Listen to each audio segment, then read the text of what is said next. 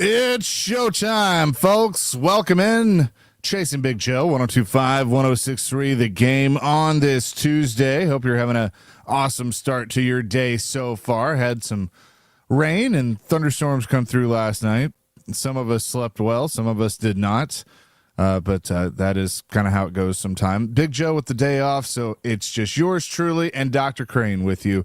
Dr. Crane, Nick Frazier, how are you today, sir? We are rocking and rolling, I'll say that much. I'm in that company of did not sleep well last night through that little storm. So don't know why, but every hour I woke up. So we're just rocking and rolling. I had like a moment where there was a giant clap of thunder, and I think I was already half awake because I had to get up and pee. But so that woke me up and kind of scared me, and I was like, what the heck? I knew storms were coming through and all that stuff. But then I slept great because the rain, it was a heavy rain hitting the roof, and so that kind of was soothing. So then I was fine. But, yeah, I'm sure a lot of people heard some rumbles last night and woke up. The Predators are hoping to rumble into Vancouver and come away with a Game 5 win. It's another late one tonight, but you expected that. It's on the West Coast. So a 9 o'clock puck drop. We'll have Predators playoffs tonight with Max from 6 to 8. I'll jump in as well, and then he'll have the pregame show at 8. Puck drop just after 9 to see if the Predators can stay alive. I think this is where you can say it is a must-win, because if you don't win, you go home. That's pretty much as simple as that. So hopefully the Predators can keep their season going and get a dub tonight on the road and force a Game 6 back at Bridgestone Arena Friday night. So I don't know. I kind of processed yesterday and thought about it and still don't feel great because of just how Game 4 ended and the fact that you had 2 games at home and you didn't win either one. This just I hate series like this where you just second guess and have that what if of, man, it could be 2-2 or it could be 3-1 or, it should be this or should be that. And I know the team's not doing that and Andrew Burnett's not going to let them do that, but I certainly have. And it just is, it's a bummer. So 615-737-1025. That's our phone and text line, driven by WilsonCountyHyundai.com. If you want to weigh in on anything that we're talking about, Jim Wyatt's going to join us from TennesseeTitans.com at the bottom of the hour. Kind of get his thoughts from inside the building on the Titans draft. Everybody seems to be pretty pleased with the draft over there, as they should be. So we'll talk to him, and then Hal Gill will join us from Vancouver at 10:30 instead of 9:30, since it's a little early out there. And then at the end of the show today, since we don't have Joe, this is what we're going to do for celebrity birthdays, and I want to keep just hyping this up so you'll be listening. At 10:45 for celebrity birthdays, we're going to get 2 contestants to participate in celebrity birthdays to go head-to-head, and the winner will win a pair of tickets to see Morgan Wallen at Nissan Stadium this Thursday, May 2nd. So that's what we're going to do. That's what we're going to do for celebrity birthdays today. You like that, Dr. Crane? You good with that? I love that. Morgan Wallen tickets on the line. If I'm you don't even have to throw a chair. Yeah. I mean, we're talking about just calling in and just guessing numbers for a birthday. Yeah, that's right. That's right. So that we will allow the listeners to participate in celebrity birthdays. We never do that. It's always between Dr. Crane and yours truly, but we will allow the listeners to participate today during celebrity birthdays. So looking forward to that. You don't even have to throw a bar stool off anything. This is free tickets, basically. No chairs. No chairs will be thrown today. That leads us into our question of the day. We'll go through this throughout the show. So, I think I caused a little controversy yesterday when I said that I didn't like Pop-Tarts. And I also doubled down and said that I'm not a big fan of corn dogs either. And so I had people throughout the day, whether it was in our building or on social media or what have you, coming up to me going like, what do you mean you don't like Pop-Tarts? What's wrong with you? And I feel like that was the general consensus. Now, there's a few people like D-Mace that agreed with me that are like, yeah, they're gross. I'm not into them. So that's fine. So it kind of got me thinking of, instead of talking about things you just hate, what's your go-to comfort food? Like, you're having a bad day and you can go eat this, whether it's a full meal or, just something in particular that just makes you feel better. Like, what is your go-to comfort food? Mine, if I'm just having just a down day and just need kind of a pick me up, I'm a 6-year-old. It's Goldfish. It's just the Goldfish crackers. Like, I've been that way since I was a kid, and even at 36, almost 37 years old, it's still the same. The OG, not the extra cheesy. The OG in the big carton. Oh yeah, like the cardboard carton. Yeah. Oh yeah, the big carton. I was sitting in our GM's office yesterday, talking about stuff, eating Goldfish. Now, I wasn't having a bad day. That was my snack, and he was laughing at me, and he goes, his son is 4 years old, and he was like, you and Harrison could share those. I'm like, hey, I'm all about them. So it doesn't matter how old you are. Yeah, you can't take the kid out of somebody. You just can't do that. No. So that's mine. What about yours? Ooh, this is tough. I mean, this is gonna sound crazy, Chase, but I have multiple comfort foods to go to. If I'm having a really bad day, go with the little McDonald's. All right, go with the little probably a number 2 meal. Is that just a quarter pounder with cheese or whatever that is? Go there. Or if I'm having like it's an all right day, I might make some pasta with red sauce and something like that. We'll go that direction. I will say pasta for me was just a comfort food as a kid. And along with this pastina, it's like a little rice pasta. Put it with chicken broth. Pastina? Yeah, pastina. Oh, my goodness. They make it in different little shapes. You could do little stars. You could do it in a little rice form. They make them in little like circular forms. It really is delicious. And if you put enough cheese in there, the right consistency, then you have the broth that's kind of soaked up through the cheese. Put a little pepper in there. So you have like this thick consistency, but it's not too soupy. It's not a soup. It was the go-to meal for me as a kid. I say this every day, but you continue to fascinate me. I try. With the things that you know. I mean, I could tell you know how to cook. You're from an Italian family, all those things. But that I had never heard of that before. Oh, so I may have to try that now. You're going to have to go to. Or maybe I have. Maybe I've had it before and I just didn't know what it was. Yeah, some people mistake it for rice, but like if you just go to your local, I guess, grocery store, you can see it'll say like small pasta or pastina or whatever it may say on the box. I know Barilla sells it at a lot of big market grocery stores, so get it there, and it's probably cheap. I mean, you get 1 or 2 boxes for about, I don't know, $15 maybe or so, something like that. Okay, that is good to know. So keep our question of the day coming, 615-737-1025, your go-to comfort food.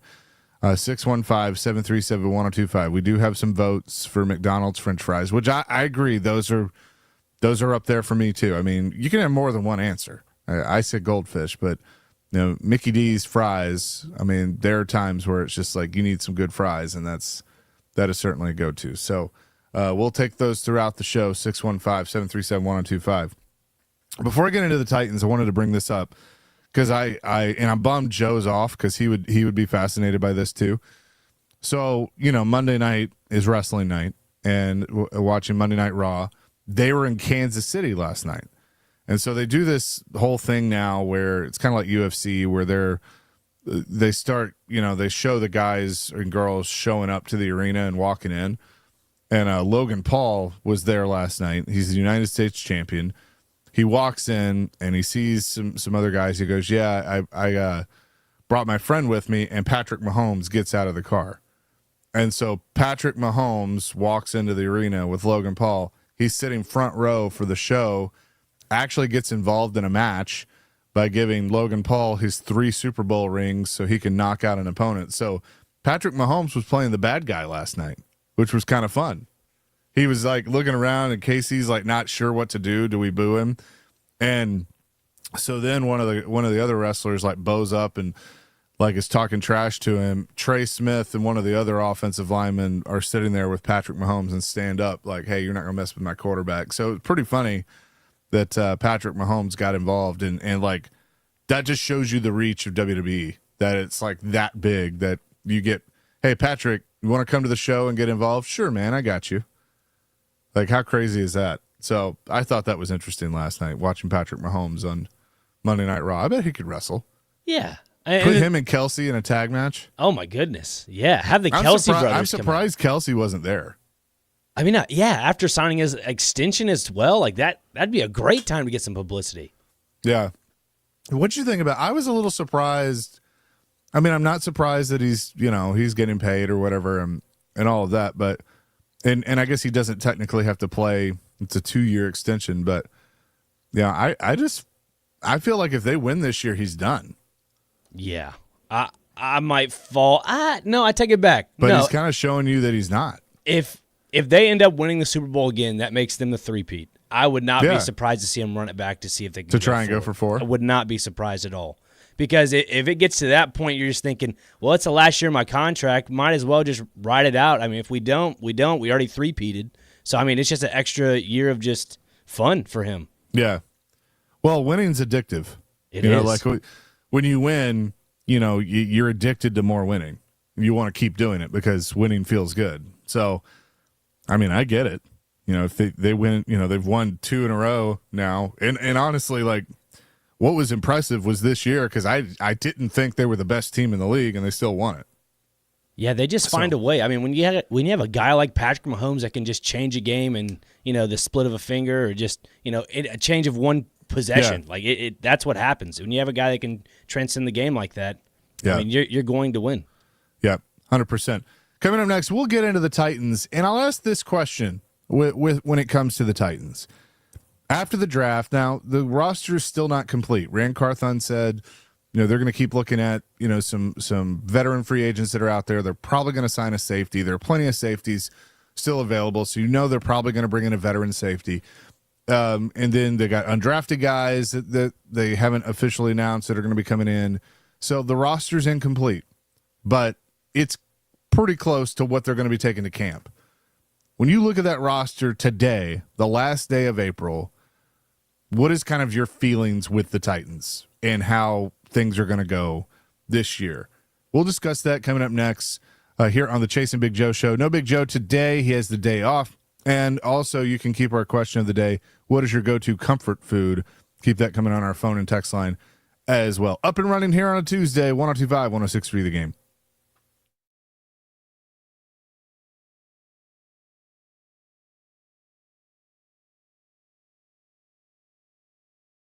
All right, my friends, you put this off for way too long. It's time to get it done and move forward with your sex life. And the Tennessee Men's Clinic is the leader in bedroom confidence. The reality is pills often quit working and guys start making excuses for not coming to bed. Did you know that studies show that men will be more irritable and argumentative before bed just to avoid failing at intimacy? And yeah, I know we hate going to the doctor, but listen, the Tennessee Men's Clinic was created in 2014 to take care of guys just like us. And for a decade, the urologists and providers at the Tennessee Men's Clinic have helped guys with ED and weight loss, and they now even offer aesthetic enhancements and cosmetic procedures.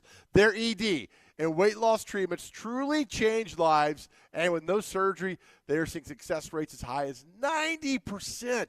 They specialize in seeing guys who think they're out of luck, regain hope they can be successful in the bedroom and beyond. And they even offer same or next day appointments. Guys, it's time to feel amazing and hit your goals this year. Stop thinking about it and get in there. Here's what you're going to do. You're going to call 615-208-9090. That's 615-208-9090, or go online to TennesseeMen'sClinic.com to book an appointment today. That's TennesseeMen'sClinic.com.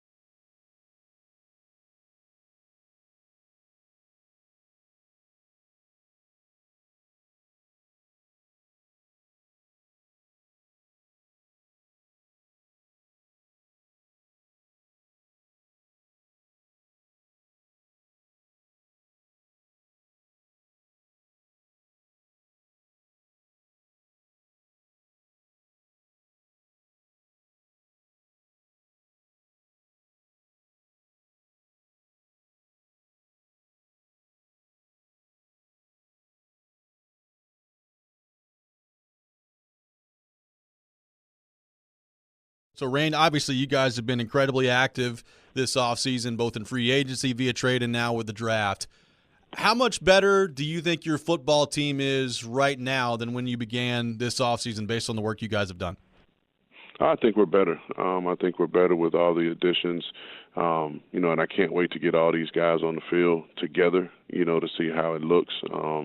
And so that's what I'm most excited about now that we have the draft over, because you can add in this draft class, and we'll continue to look to, add players as we go.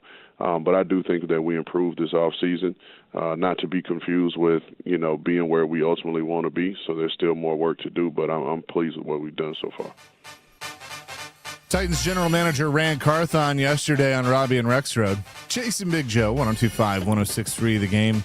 We're brought to you by the Omni Nashville Hotel and broadcasting from the Busy Bee Plumbing, Heating, and Air Conditioning Game Nashville Studios. Home of the $99 yearly Beehive membership, where the buzz is always about great service. Chase McCabe, Nick Frazier with you on this Tuesday. Big Joe with the day off. And discussing the Titans, how do you feel about the roster right now? I look at this thing and I'm still saying incomplete. I know it's April 30th, but this is where you get mini camp season and OTAs start, and now you got the draft done, get the rookies in here. They're going to have undrafted guys that they're going to be bringing in and officially signing soon. But I mean, look, there's still holes on this roster, and there's going to be holes on this roster. They were never going to be able to fill every hole this offseason, and I think anyone that was paying attention knew that and felt that way. Now, do I think that they have taken a big swing at it? Is Ran Carthon taking swings? Absolutely. I think that. It's just how are they all going to pan out? So let's kind of look at it, from this point of view, starting with the draft, of the overall evaluation of the draft. Before I kind of get into that, this was Teron Davenport yesterday on Caroline Willie and D-Mace giving his overall assessment of the Titans and their draft. Well, I mean, in multiple conversations I had with multiple people, it started to come out that trading back wasn't as important. Mm-hmm. Obviously, they wanted to get extra picks, but the way the depth of this draft worked, it didn't really become as imperative for them to do it. So that's more or less from the multiple conversations I had with, different people. And I think, it was a situation where they had guys that they were set on, in those opportunities where they could have traded back. And those were the guys, and that's what they stuck with. And I think that's just trusting, your evaluation and your board and not moving off of it. That was Teron Davenport yesterday, and they did. They trusted the board and ultimately went with those players. I mean, I kind of joked at one point of, hey, do they know they can trade? They can move around, but it was pretty clear that where their board was and how things fell, they liked the position, and so they stayed there. And so they ended up adding all these guys, and I'm very curious by them. Especially you get into day two, they didn't have a third round pick, so they take Tavondre Sweat in day two, for the second round pick, and that was it. And then you go into day three, and that's where they're able to get Jarvis Brownlee. They got the Cedric Gray, who I'm really curious about Cedric Gray. I'm looking forward to asking Jim about Cedric Gray coming up in a few minutes, because he's likely going to be asked to wear the green dot as a rookie, at least right now. Because, I mean, you look at the linebackers that they have on this roster. I mean, Chance Campbell, is a guy that obviously has a chance to make it, no pun intended. Jack Gibbons, Luke Gifford, who's been there. They signed Kenneth Murray, bring in Cedric Gray. Otis Reese is another one. And that's really that's your linebacker, your middle linebacking core. That's what you got there. So that's an area of concern, also intrigue for me when I'm looking at the defensive side of the ball. Corners, feel good about corners. I think that they have done a pretty darn good job with the corners, with Awuzie. I mentioned they drafted Brownlee, who I think is going to be obviously in the mix for things. Roger McCreary, L'Jarius Sneed that they traded for. So I mean, they're pretty good when it comes to the cornerback group, and they got depth at corner, which is something that they haven't had for a long time. And so I think that is very, very good when it comes to that. I mentioned safety. They got to sign a safety. And I'm not talking about undrafted free agents. I mean, right now the safeties on the roster are Mike Brown, Imani Hooker, Matthew Jackson, and then you can obviously count, Shy Carter kind of can play that. Eric Garrett can kind of move around. You can kind of count Elijah Molden in that. Elijah Molden, yeah, that's where I was going. I mean, Elijah Molden right now is probably a starting safety for this team. Absolutely. And that worries me. So I don't know if I like Elijah Molden, but you got to get him some help. I mean, you got to have depth at that position, and they don't have it right now. So that's going to be an area. But again, there are a lot of safeties out there. So I'd be curious of, in the next few days, do they end up signing one of these veteran guys? Now, I think the money has been too high for some of these guys. They've outpriced themselves, but now that they've made it through the draft, I think those prices are going to have to come back down. Defensive line, I feel better about adding Sweat next to Simmons, but I know that there are some question marks when it comes to Sweat, just like there's question marks on J.C. Latham and whether he could move from the right side to the left side. Those will have to be answered. But, I like the pick. He's a big boy out of Texas. I mean, he's bigger than Jeff when it comes to his weight. So, I mean, you got two behemoths there in the defensive line, and you know that Jeffrey Simmons was really excited about that and being able to play, next to Tavondre Sweat. So, I'm very curious there. They brought in Sebastian Joseph Day, as a free agent. We'll see. That's one of those kind of a wait and see how that works. So, I think defense is going to be the big question for everybody when it comes to depth. You agree or disagree with that, Dr. Crane? I'd probably agree to that. I mean, it's tough to see right now. I mean, if you look currently at the defensive line when you have Simmons and Sweat, my thing is, like, if you put Sweat in there with Simmons, it's more or less that you're putting Sweat in there to open up more space for Simmons to get in behind the offensive line. Right. That's simply what it is. There's no sugarcoating about it. I mean, you put Joseph Day in there along with that little mixture. I mean, all this is just to open up and create more space for Simmons up the middle. I agree. And look, I'm immediately reminded of the days of Albert Hainsworth and Kyle Vanden Bosch, that you had both of them in there and everybody wanted to key in on Hainsworth, just like everybody's going to want to key in on Jeffrey. And then that opened up the door for Vanden Bosch to get as many sacks as he did. And so, that you can have kind of a similar thought of like, well, you got these two 300+ pound dudes, that you have out there. You can't double team both of them. Right. So you got to keep that in mind. So when it comes to the offense, they didn't address receiver in the draft except for later, in the late rounds. And I don't consider that a bad pick because they got a return guy. And this team has not had a true return specialist in a very long time. And now they got it in Jaquan Jackson out of Tulane. I right now have him penciled in to make this roster simply because of special teams and the return game. I don't know how he is as a receiver. I'd be curious to find that out. But the fact that they are finding a guy that is just known for his return ability, that excites me. And they needed to do that. So, the receiver group probably still needs work. I'd be surprised if they add anybody else outside of undrafted free agents. But, I'm cool with the Jackson pick for where they got him. We'll ask Jim Wyatt his thoughts on the draft and what it was like inside the building through the weekend and draft night and all of that. We'll do that coming up next. It's the Chasing Big Joe Show presented by Omni Nashville Hotel here on 102.5, 106.3 The Game.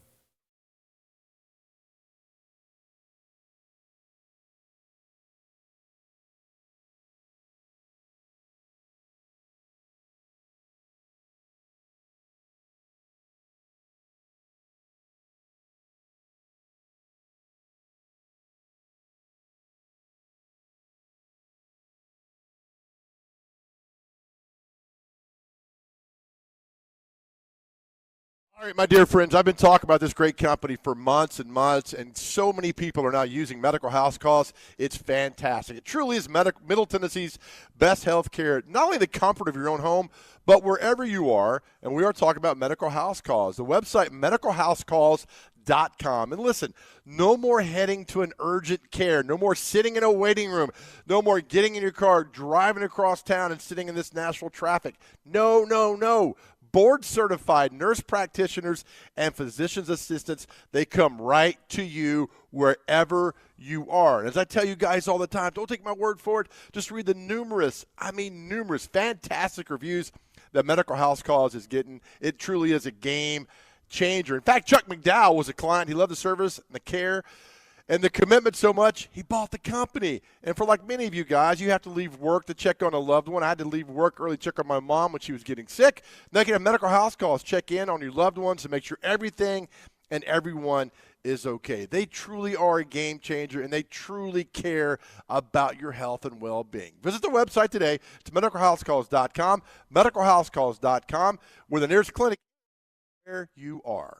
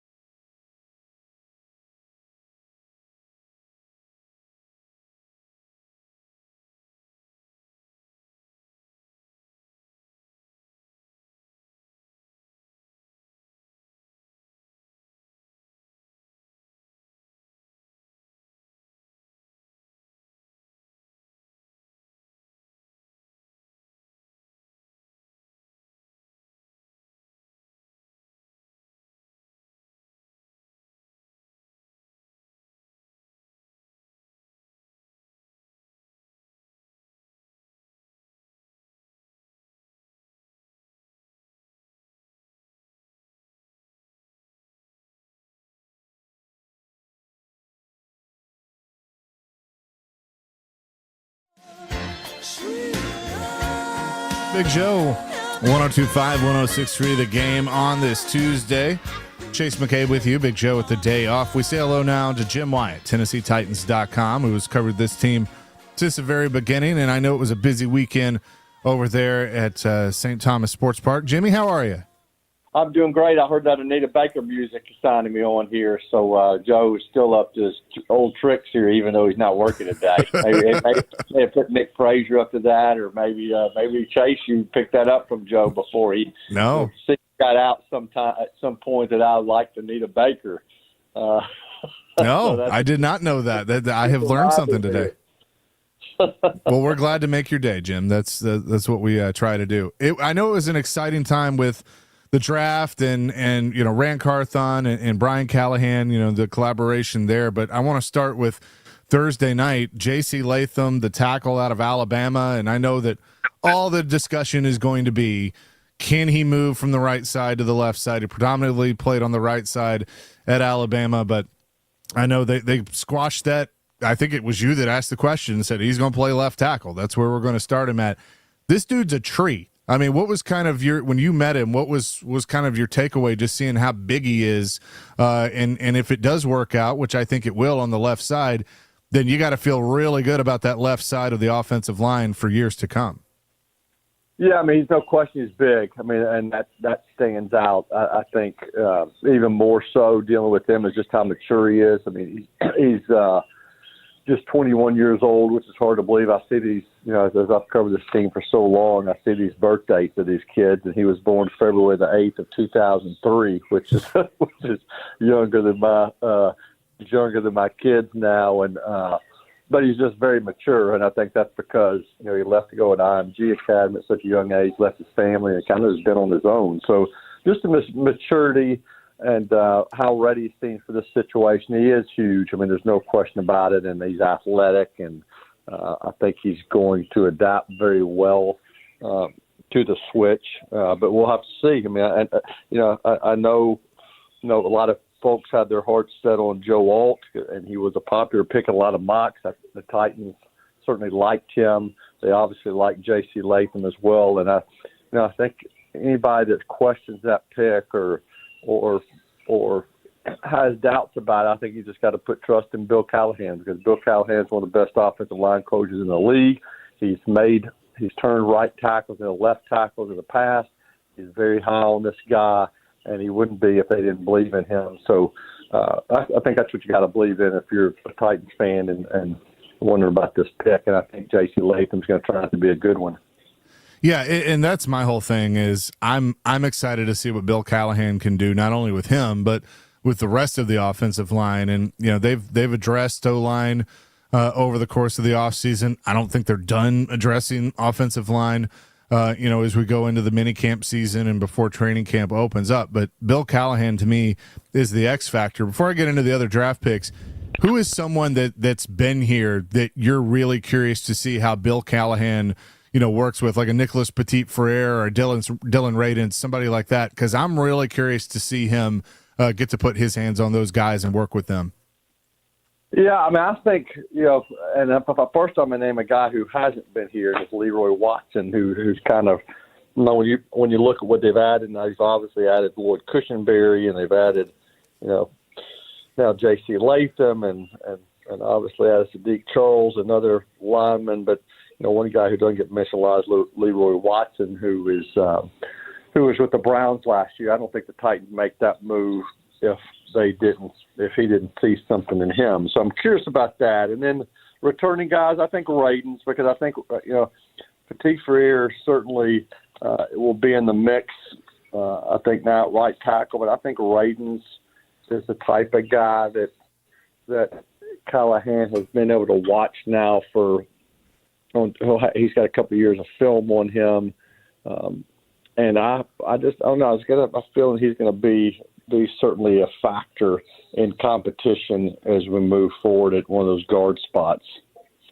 We're talking to Jim Wyatt, TennesseeTitans.com. A pick that I really, really like, and again, everybody's going to be a critic, and was he a second rounder, or was 38 too high, whatever.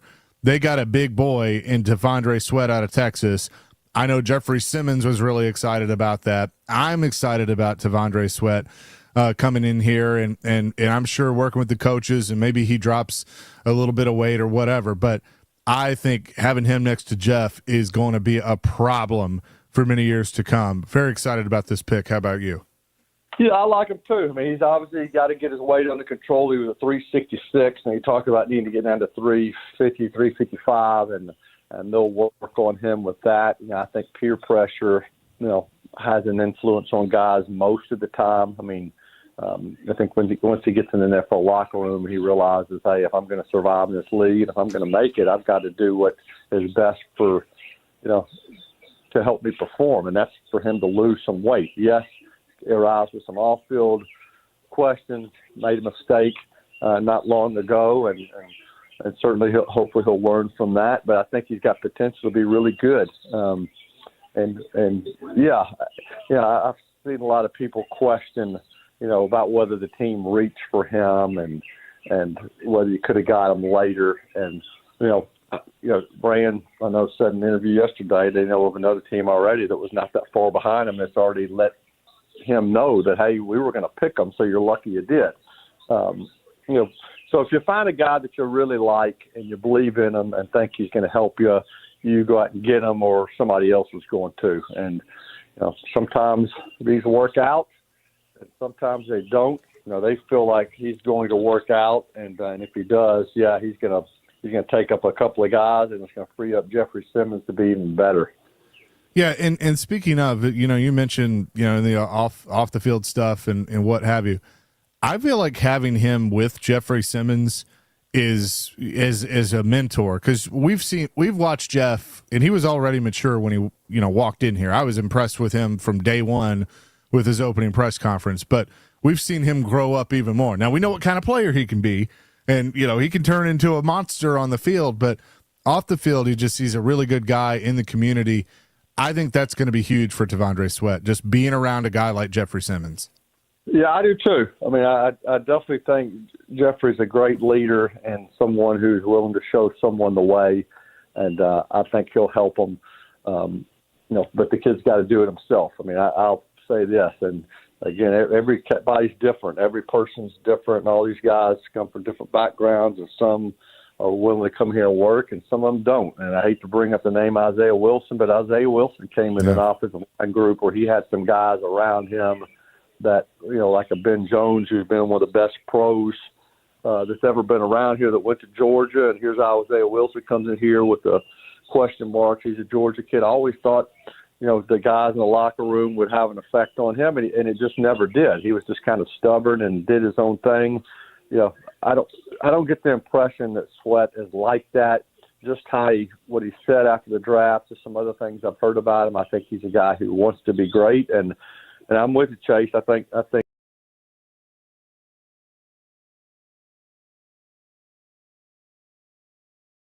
around the game certainly is going to help spur this kid to be good.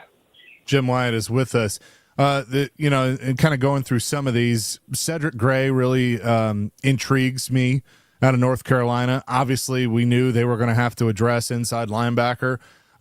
Still, I think a thin group, maybe some tweaking there, whether it's undrafted guys or, what have you. But I like the Cedric Gray pick, and I know that you guys asked him about wearing the green dot and kind of being that quarterback of the defense, and it seems like even as a rookie, he feels like he'd be up to that. I'm very curious, though, about how that all works out with him, but I like that pick too.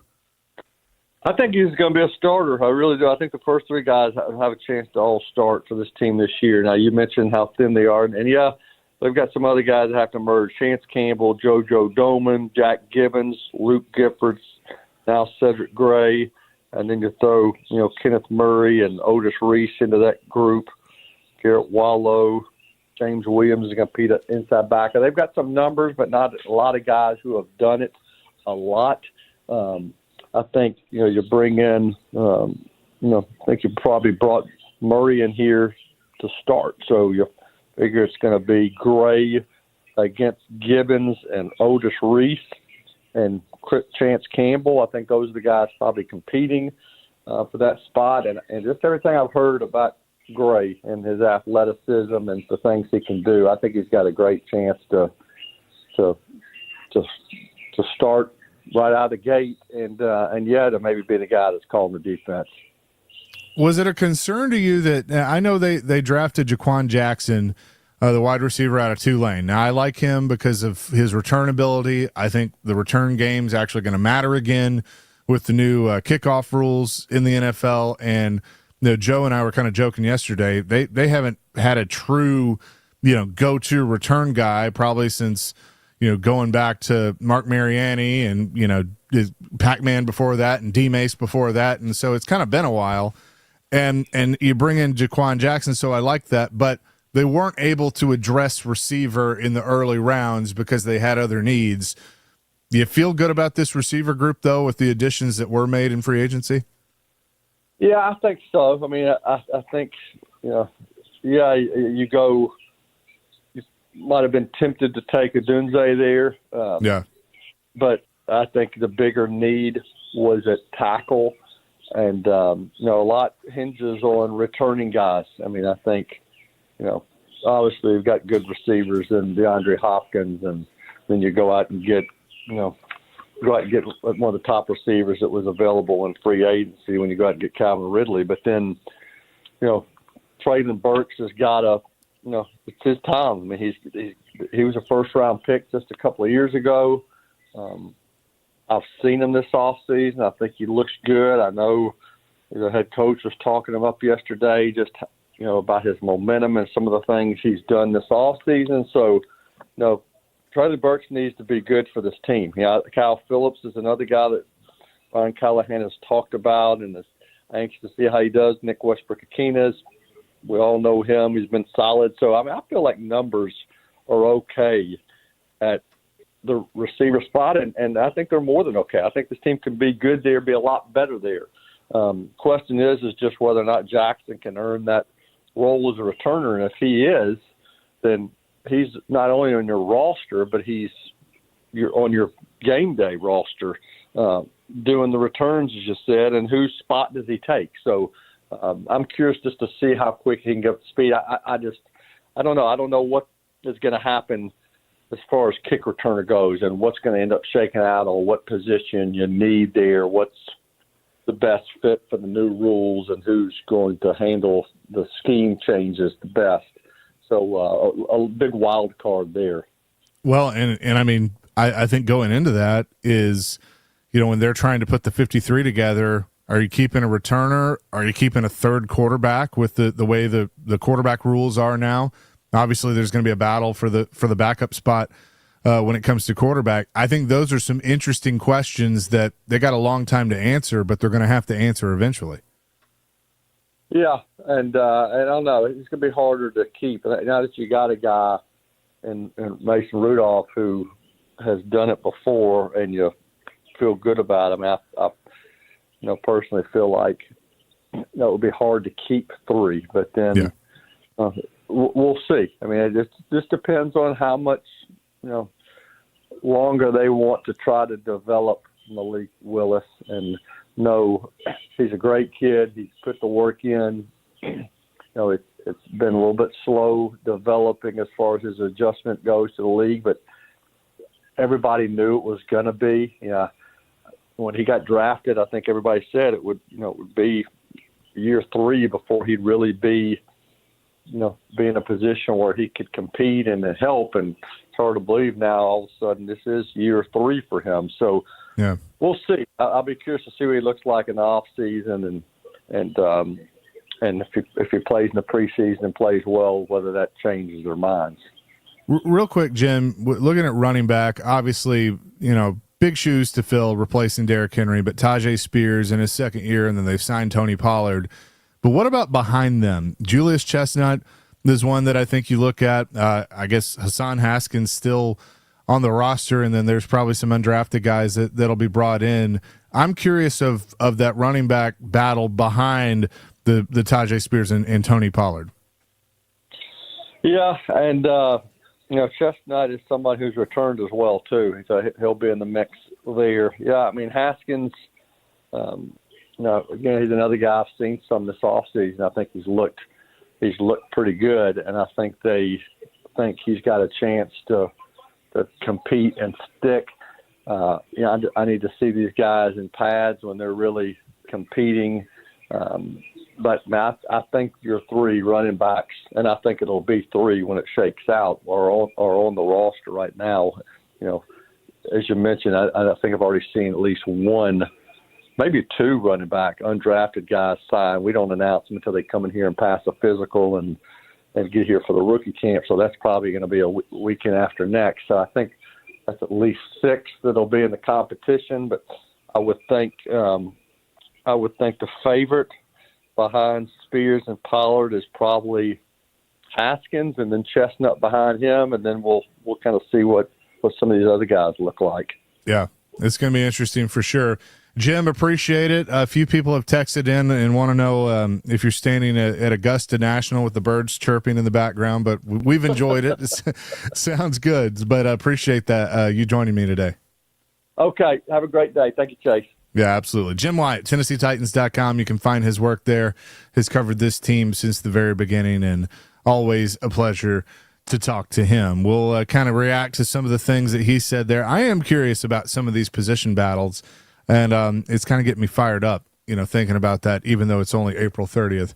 We'll discuss that and get back to our question of the day as well. What is your go-to comfort food? 615-737-1025. You can call or text. We'll read some of those answers next on the Chase and Big Joe Show, 102.5, 106.3 The Game.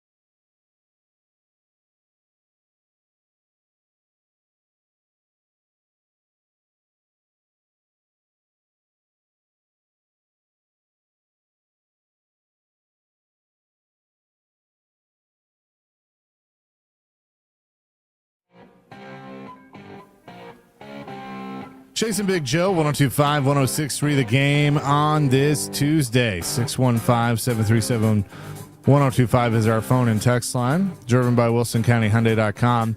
Hey, tune in to 93.3 Classic Hits today as the Nashville Sounds take on the Norfolk Tides at First Horizon Park. Pre-game at 6:20, first pitch at 6:35. Coverage also available on the 93.3 Classic Hits app and 93.3classichits.com. Sounds Baseball is presented by Twin Peaks, Family Leisure, and Busy Bee Plumbing, Heating, and Air Conditioning. Our question of the day, what is your go-to comfort food? You're having a day or you just, I don't know, you just sometimes just makes you feel good. What do you go to? Some of our texters have said 8492, I'm a 6-year-old also because I said I like goldfish, cookies and chocolate milk. A simple one, a classic, very good. Steven from Hendersonville, my go-to comfort food, bourbon. All right, well, I guess that counts. 1243, Keebler fudge striped cookies. Those are good. Gene in Spring Hill, pizza with extra cheese. Stephanie says McDonald's French fries and caramel sundae for dessert. Can't go wrong there. Kenneth says crunchy munchy roll at Drake's. I think I've had that. That's good. 8185 says Hush Puppies. Oh, I love Hush Puppies.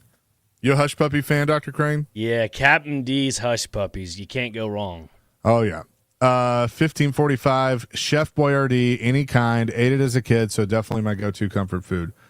There is something about, like, a Chef Boyardee, just open up a can of something. Sylvia in Clarksville, powdered sugar donuts. Oh, those are good. Ricky says lasagna. Love some lasagna. 3893, taco flavored Doritos. Let's see. Hair Metal Henry is talking about chairs. Sorry. These are all mixed together with things we were talking about earlier. Donovan, my comfort food, crock pot beef stew. Oh, like especially on a cold day, going to beef sour stew. Cream. Yeah. Oh yeah. Viking Matt says bacon, of course. You can never go wrong with bacon. Vincent and Dixon, does Jack and Coke count? If not, Miss Debbie's loaded fries.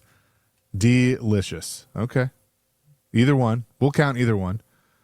So yeah, keep those coming. Our question of the day, your go-to comfort food. Mike says pizza. Those are the pizza is always good. 5353 lasagna or chili. So appreciate seeing some new participation today. Appreciate that. Our question of the day, we'll keep going throughout the show, is what is your go-to comfort food? Coming up next, the Predators, we can use the phrase, tonight is a must-win. What do they have to do to overcome the adversity once again to get the win? We'll discuss that as we begin hour number 2, Chasing Big Joe, 102.5, 106.3 The Game.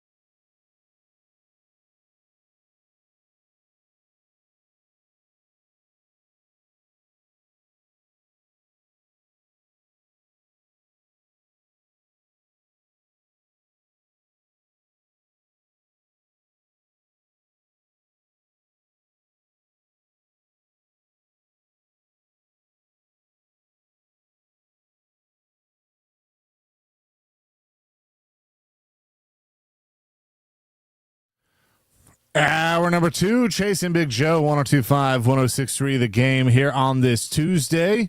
Chase McCabe, Nick Frazier, Dr. Crane with you as Big Joe has the day off. Predators back in action tonight. Must win.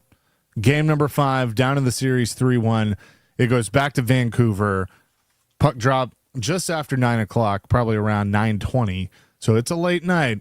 The pregame at 8, but we'll have special coverage with Predators playoffs tonight beginning at 6 o'clock with Max Hers leading you into the pregame show at 8. So there's no other way to put it, and I'm sure the guys have thought about it and talked about it, and they've obviously talked about it with the media, but amongst themselves too, till they're blue in their face. They know what they got to do. They got to go win. It's as simple as that.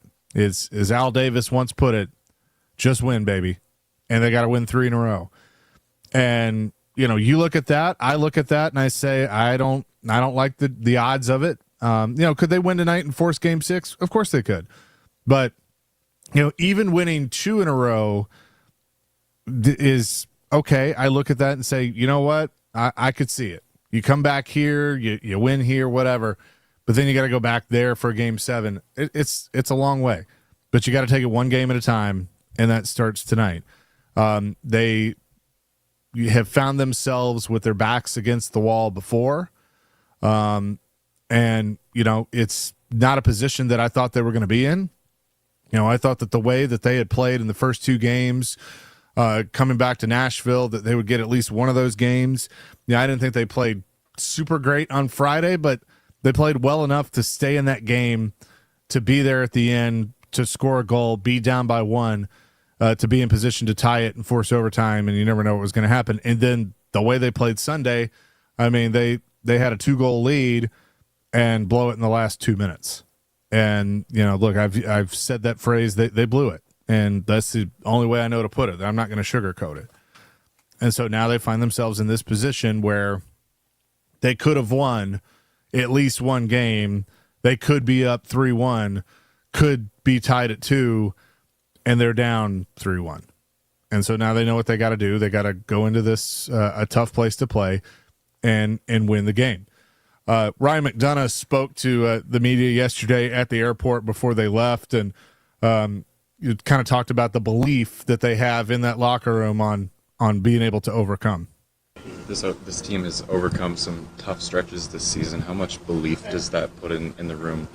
Yeah, we've had our backs against the wall. We've been in the season there on the outside looking in and had to put together a good streak. And like I said, that gives us confidence. We know when we get to our game, we're tough to play against. Any team that we played against during the regular season that saw that, felt that, said that to the media after games. So we know we have that confidence in that type of game that we want to play, where we can dictate, be in the other team's face, not give up much. So it's just a matter of putting that effort one more time here and getting the result and closing it out.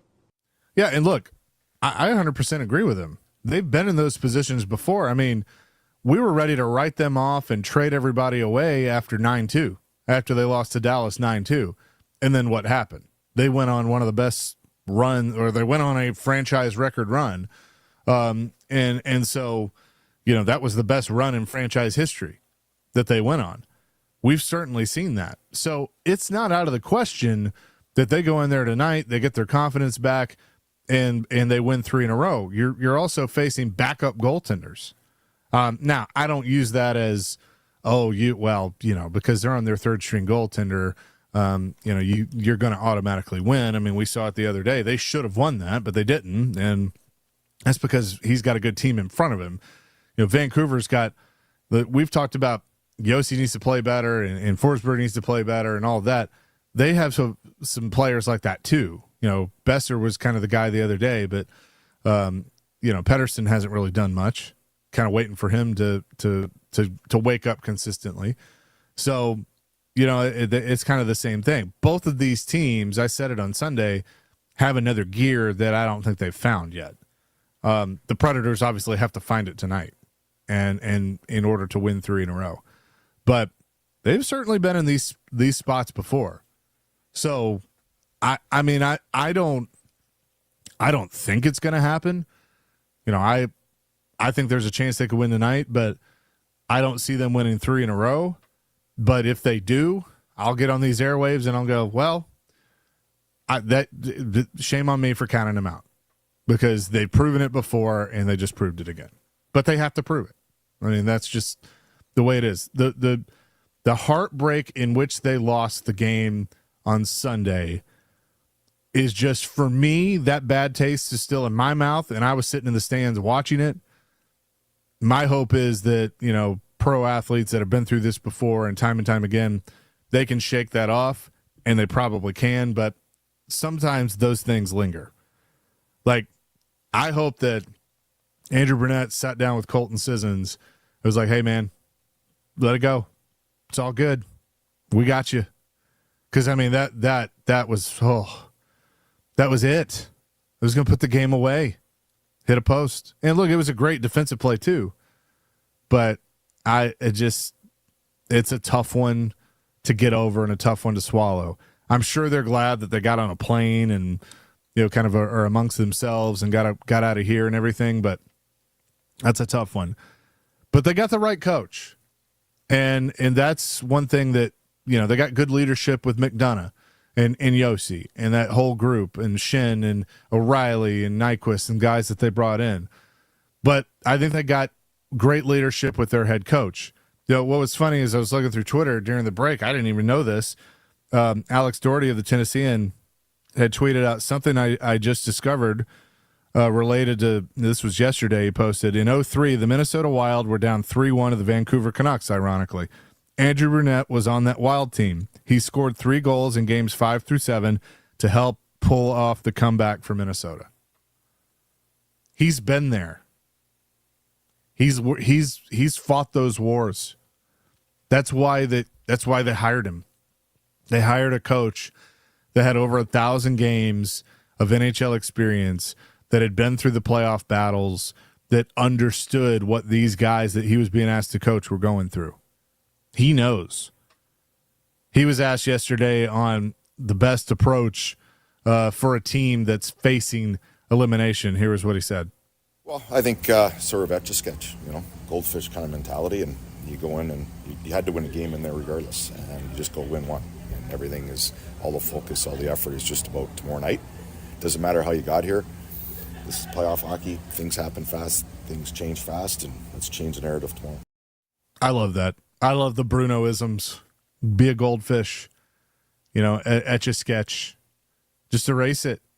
And he's right. Like, it's not just something you say, it's actually something you do. He's 100% right, but it's easier said than done. And that's what worries me. There may be some guys that, especially the veteran guys that have kind of been through this before, that's like, all right, we're good. I'm going to shake it off. But then, some of those young guys that haven't experienced this, it's like, well, could I have done something differently? Like, what if I'd done this better? Or they just overthink it. Now, you have those serial winners, as we call them, that, are sitting there talking and saying like, hey, just let it go. It's all good. Let it go. We can't control, you can't control the past. You can't change the past. This is what you have to do now. And what you have to do now is go into Vancouver, overcome the atmosphere, because that place is going to be rocking. They know that, they got a chance to close out a series and move on to the next round and all of that. It's going to be popping tonight, and you just have to put your head down and go in and play your game. And then the other thing is you got to help out your goalie.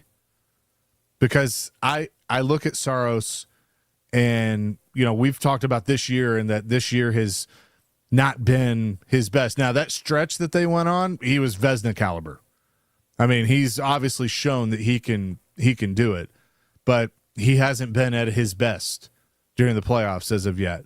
You look at when Adam Vingan was on with me on Sunday, the screens, the goals he's allowed because of screens, that's something that his size, he can't help that. They got to help him. They got to clear it out in front of him. And so you got to back up Saros.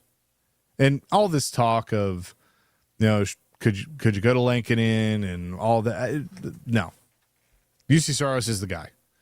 And like Greg A. On our text line, driven by WilsonCountyHyundai.com, 615-737-1025 said, how I feel about tonight's Preds game. This could be the last night we see Saros in a Preds jersey. I know there's going to be people that think that and wonder that, and that's an off-season discussion. I don't think it's going to be. Now, Barry Trotz has a difficult decision ahead of him. Do you try and sign Saros to a long-term deal? Do you go ahead and move him, get something for him, and then the Askarov era officially begins? I think Askarov is ready for the NHL. I don't think he's ready to be the go-to guy every night. So it's a tough decision, but it's one that is not even on Barry Trotz's mind right now, and it shouldn't be. What's on his mind right now is just being there for his team where they go into a must-win game tonight. And my answer is, I've made predictions on every game. I don't have one because I really don't know. I don't know how to feel about this one. I think they could win, but I think they could have won every game they've been in so far. And they've won one. So I don't really know. I'm curious of what you think. 615-737-1025. You can weigh in on that. Also, our question of the day, what's your go-to comfort food? Which I have a feeling a lot of you will be eating some comfort food with it being a late game, because that seems to be what happens. But coming up next, do we trust them? Do we trust the Predators? After everything they've been through this season, do you trust them to get this done tonight?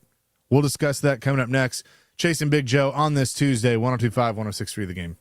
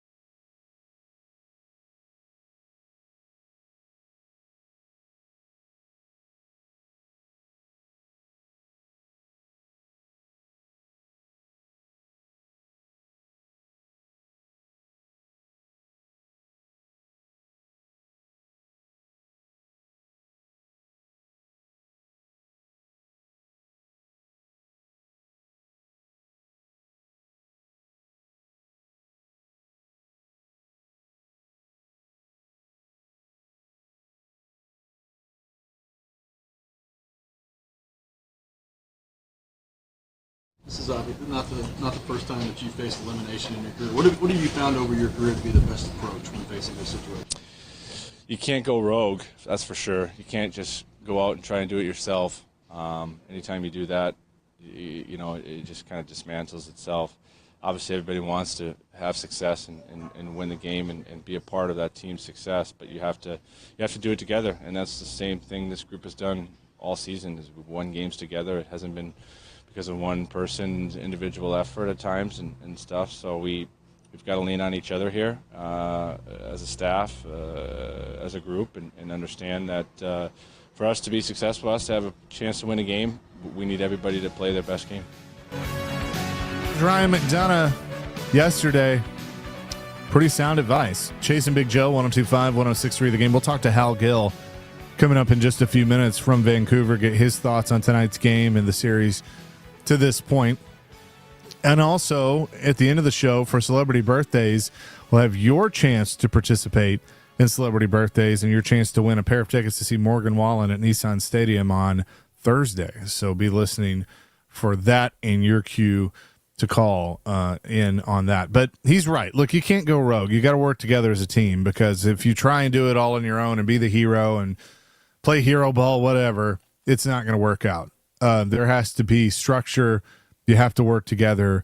And I think this team knows that. I mean, I think at this point, through 86 games together, that Andrew Brunette has, pretty much gotten that point across, and they know what he expects. And, he has that kind of game plan now.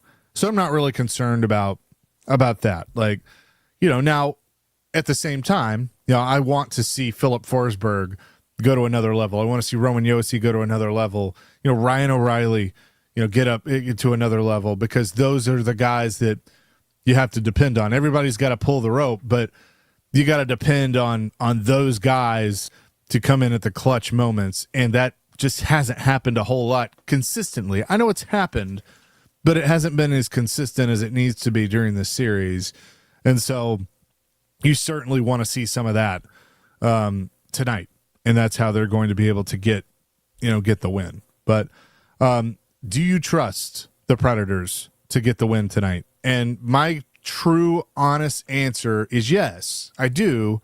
I trust them that they know what they need to do to go out there and win. It's just I don't know if they're going to be able to, because they're playing a really good team. They've been playing a good team. Did they have an opportunity to win this series? Absolutely they did. But Vancouver has shown that they belong. They may be young. They may not have the same amount of experience as the Predators have, but they're a damn good hockey team. And the puck has bounced their way at times, but they've done what they needed to do to get the job done.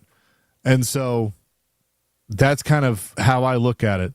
Andrew Brunette was also asked about, finding their way through stretches like they've been through, being able to bring the confidence back up in the room. Here's what he said.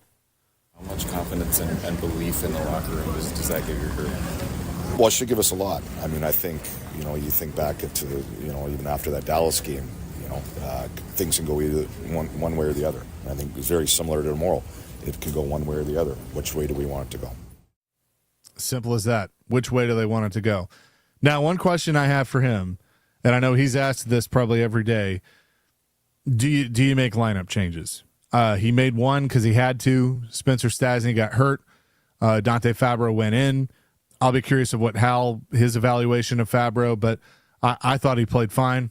I thought he was good. You couldn't really see him get into the rhythm that you wanted him to, because Josi got hurt, and so the shifts were off for a good chunk of the game because Josi went out. But overall, I thought he was fine.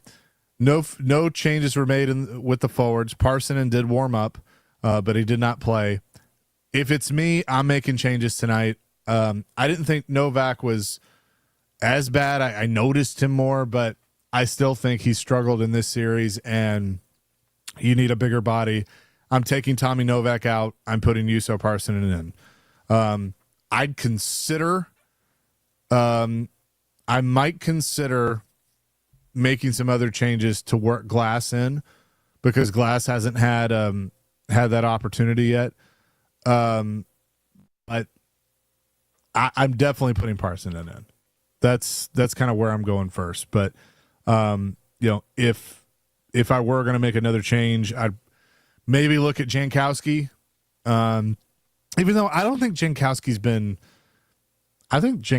fine. Like I heard Jared go on kind of a rant about the fourth line yesterday, and I hear this a lot. It's not just him. I'm not just picking on him.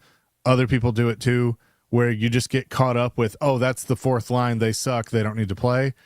And I just don't buy into that, because I think they serve a purpose, and they are the identity line, and they set the tone, and they have done that.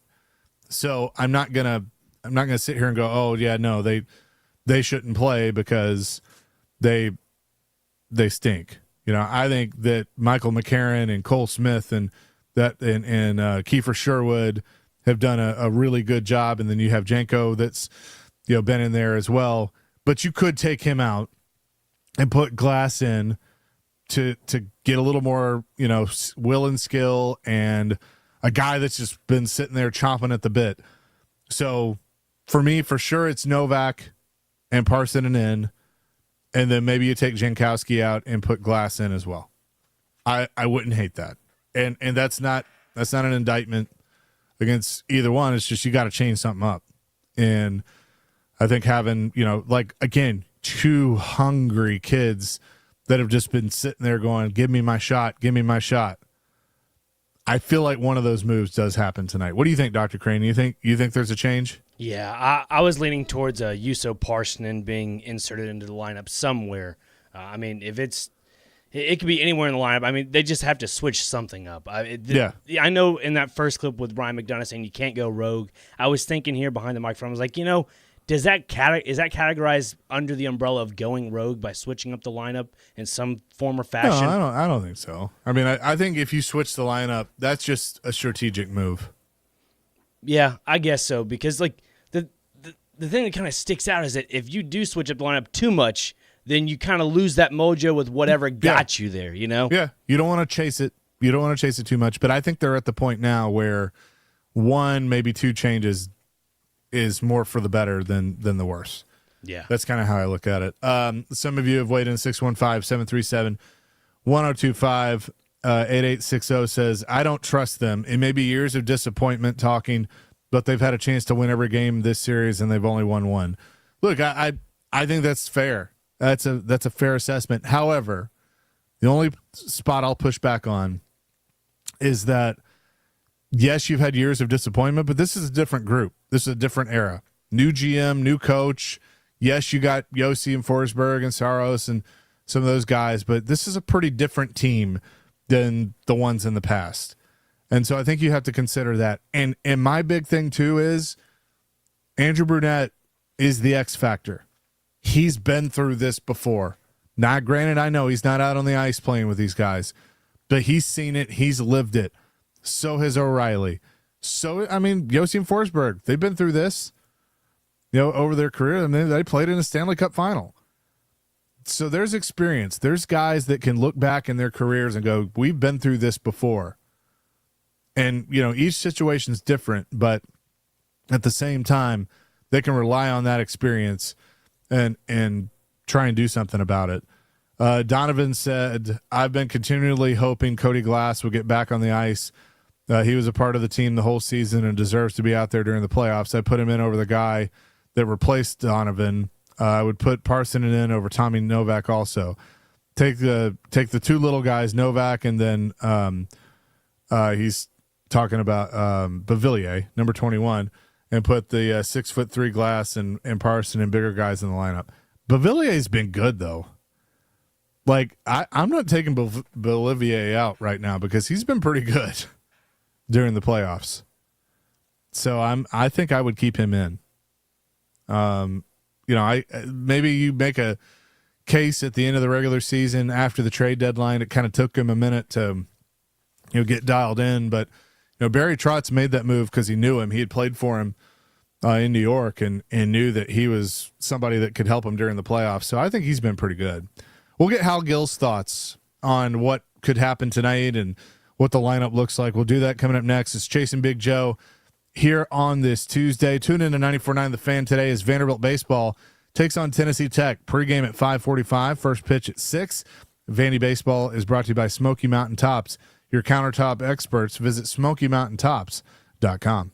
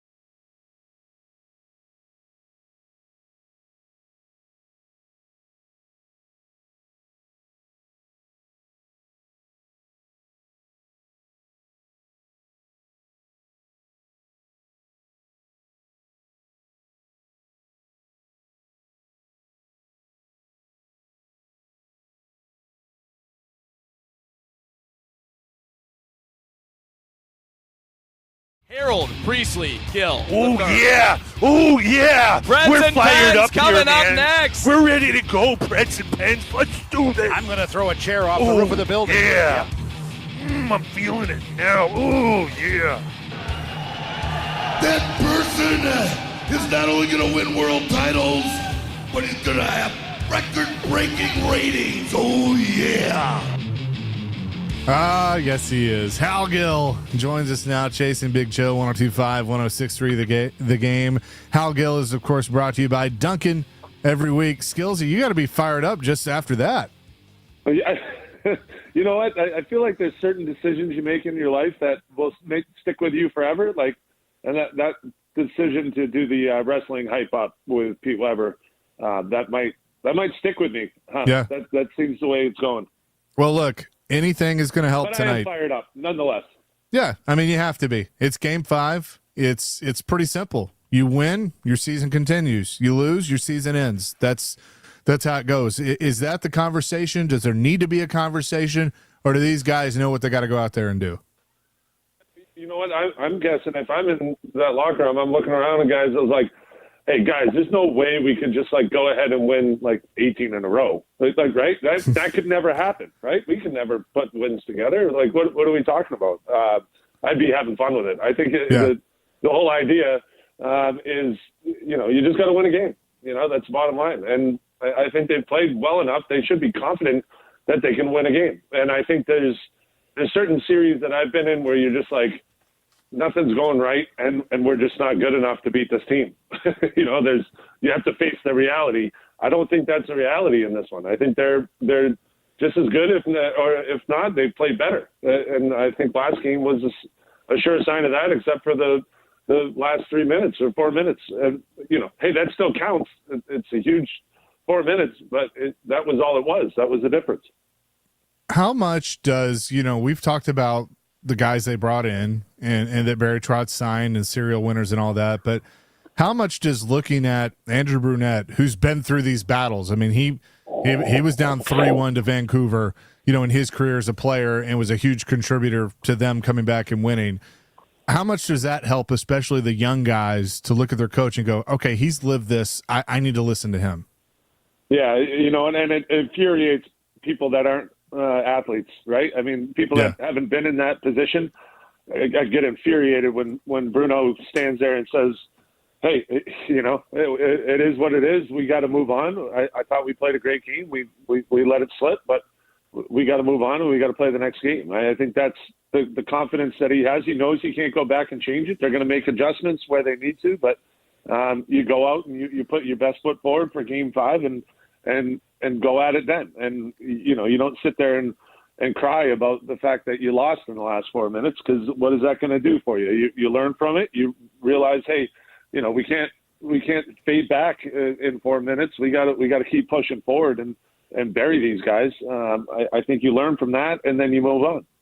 Hal Gill is with us. He'll, of course, be on the call with Pete Weber later on this evening. What did you think about Dante Fabro? Came into the lineup, Stastny gets hurt, but what did you think about his game the other night? And I know it was a little bit difficult because Yossi missed some time with injury, but overall, I liked it. I thought he got better. Obviously, you're getting thrown. What was Lavi's old saying? You're getting thrown on a moving train. You know, you're trying to jump onto it, and it's going fast. The playoffs are a fast brand of hockey, and so I thought as the game went on, he adjusted to it and he got better. I thought he moved the puck well when he needed to, and you know, I think in a lot of aspects, I always said if you didn't notice me when I was playing defense, that's a good thing because you're defending well. Now I think you're expecting him to do more offensively than I ever did, but I think when you're looking at when a guy plays, you just want to go out and do your job. Keep it simple, especially when you haven't played in a playoff game yet. So I think he did a good job. Yeah, and look, I thought he was moving the puck around. I thought he was shooting the puck. Like I did notice him, but for the good things. Yes. Yep. And I think that's what I think he can offer to the game. And everyone talks about it. When he's moving his feet, he can make that little slip pass. He can make the breakout defensively, and then offensively, I think he's got good vision to get pucks through. And so I think that helps the Preds. I've used the phrase, you don't want to chase the lineup. throughout this whole thing. But, the question has been, should Andrew Brunette make some changes, especially in the forwards? And Tommy Novak's name comes up quite a bit. You got depth sitting on the bench. They called up Juuso Parssinen. He's sitting there. Cody Glass as well. So in a must-win game, is now the time that maybe you do make a change that he's hinted at the last few games, or do you ride with what got you there and just see what happens? It's tough. That's why it's hard being a coach. I think you have to make a decision that you're trying to predict the future, right? And you look at Novak and Evangelista and Jankowski and all the success that they had together, and you're like, okay, is that going to come? Is it going to come back? How long do I have to wait? And at the same time, you're looking at it and saying, okay, it's not happening, so it's not clicking. So let's change it up and put someone else out there that can make it happen. It's a tough decision, but I trust that Bruno's got a pretty good pulse, and you're asking Glass or Parson, and remember that, hey, jump into a game 5, and it's the same thing with Fabro. Like, we don't need a hero, just go play well, but it would be great if you score a goal. It's like, it's a tough position to be in, but it's also, you need to get results. So whatever they decide, I'm sure they're going to be confident with it and move forward. I may be crazy for thinking this way, but does Bruno have to look at big picture too with a guy like Tommy Novak, sign him to a long-term extension? You take him out for a playoff game, and that could wreck his confidence, or do you kind of have to have that one game at a time mentality? That's actually a great point. I think everyone knows that, hey, if you're not going in the playoffs, you're going to sit, but at the same time, you want to develop some trust with those players, and so that's a great point. I don't think they think of that as much as people would think. I think the only thing that Bruno is thinking about is getting a win, and he's not looking past Game 5, and he's certainly not looking past this season into next. So, but you want a rapport with a guy, and you want to get a feel on a guy, and maybe he's doing that with him. He's working through a guy like Novak, saying, all right, you got to do this. This is how you need to be better, and looking for those adjustments and hoping he gets it done. Talking to Hal Gill, I mentioned the experience that Bruno has as a player. Rick Tocchet can say the same thing, played in the league for a long time. Have you kind of seen that come into fruition with what you've seen out of a younger Vancouver team, a team that doesn't have the same amount of experience as the Predators have, but you've seen their head coach's experience play a factor? Yeah, I think you see the toughness come out and the discipline that Vancouver has. They don't really get flustered. I think their slogan is resilient. Preds are relentless and they're resilient, and I think that's in large part due to him, just the way he played and the way he conducts himself. He's very matter of fact. He's not too colorful, but he's honest, and I think that's you see a lot of that in the team. And I was actually talking to Vancouver media about. They asked me, you tell us about the fight you had with Tocchet, and I will tell you, Tocchet is a scary man. And I went we squared off, and I went to grab him, and I went over. I tried to grab his collar and went over and grabbed the back of his jersey, and he was right up in my grill, throwing lefts and rights, and it all happened real fast. And one of my favorite welcome to the NHL moments is him coming over to me after the fight and skating around, showing me his knuckles and say, hey, did I cut you on is that on your teeth? Or what did I hit you? Where did I hit you? And I was like, I don't know. Do you need a rabies shot now after punching me in the face? I didn't know what to do. Or was he just psyching me out, making me feel like a fool because he just punched my face in? Anyway, tough guy, and I wouldn't want to fight him again. And I think his team plays a lot like that. Have you and him talked about that during this series at all? No. When he walks down the hall, I turn the other way. I go to the other side of the street and look for quarters. I don't blame you. All right, Skillsy. Well, appreciate the time as always. We know what's at stake tonight, and I hope that we keep talking and keep playing, and that there's a game at Bridgestone on Friday. Yeah, no, I think this is going to be a great game. Either way, I think the Preds are going to give everything they got, and hopefully the hockey gods come around for the Preds Nation. They need a little help. They need a little redemption after last game. Yeah, the hockey gods are very real. We are learning that for sure. Appreciate it, Skillsy. You got it. Take care. Hal Gill joining us here on the program as he does every Tuesday, and always enjoy his insight. All right, now is the time. The first two callers at 615-737-1025 will be able to participate in celebrity birthdays, with the winner going to see Morgan Wallen at Nissan Stadium this Thursday. But you got to call in. You got to participate in celebrity birthdays. I'm making you earn these tickets today. 615-737-1025.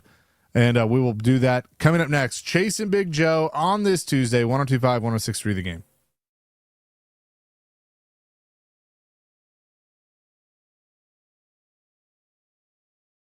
All right, ESPN Bet is ready to take you through all the huge sports moments this spring, and there is a lot of them. You got basketball, you got hockey, you got baseball, you got golf.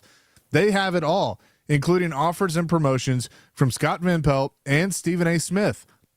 So with the playoffs going on, you definitely want to jump in with ESPN Bet. I love ESPN Bet. It's very easy to use, and I've had a lot of success with it as well. There's no better time to be a sports fan. New users get $100 in bonus bets for making any sportsbook bet. Download ESPN Bet today. What a play. You must be 21 years or older and in Tennessee. For problem gambling support, call or text the Tennessee Red Line at 800-889-9789. Terms and conditions apply. See app for details.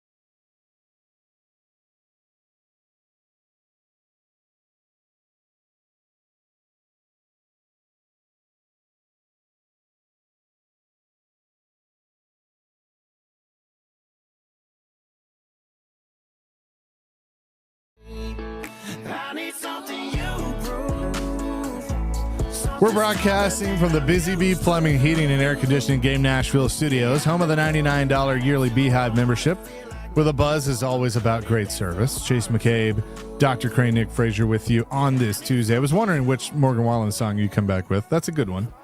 Thank you very much. You proof. Definitely a good one. So now we will get to celebrity birthdays in just a second. For a chance, Kyle and Byron will have a chance to win tickets to see Morgan Wallen this Thursday at Nissan Stadium. But first, it's Dr. Crane's time to shine. What day is it? Yes, today we have Adopt a Shelter Pet Day. So pets that are in shelter, you adopt them. Bugs Bunny Day. I'm all about that. It's also Bugs Bunny Day. Bugs Bunny. Yeah. Day of Child Day. I guess that's just to read a book to your kid or something along that. Hairstylist Appreciation Day. That has come up pretty common lately. Okay. International Jazz Day. Let's see. We also have Love some National Animal Advocacy Day, so it kind of falls under the umbrella of that. National Bubble Tea Day. Is that boba stuff? I have no idea. It looks like that boba stuff. I feel like I probably should know this, but I have no idea. I stay away from that. I don't know. National Honesty Day. They got a picture of Pinocchio. That's pretty funny. That should be every day. Ooh, yes. Mr. Potato Head Day. Love that. Oh, that's and a classic. The last one we have here is National Oatmeal Cookie Day. Big fan of that as well.